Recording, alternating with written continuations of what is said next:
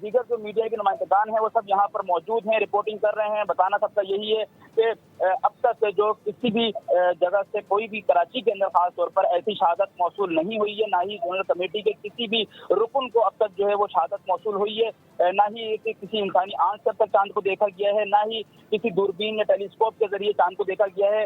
یہاں سے جب مکمل ہو جائے گا یہ معاملہ اس کے بعد ہی یہاں پر پریس کانفرنس کی جائے گی۔ پریس کانفرنس کے بعد جو مرکزی رویتی ہلال کمیٹی ہے ان کو انفارم کر دیا جائے گا اور حتمی اعلان کا جو ہے وہ انتظار کیا جائے گا کہ مرکزی کمیٹی حتمی اعلان کرے، تاکہ اس کے بعد جو ہے وہ مکمل طور پر عید الفطر کا اعلان کیا جائے کہ بروز جمعہ یا بروز ہفتہ ملک بھر میں عید الفطر جو ہے منائی جائے گی۔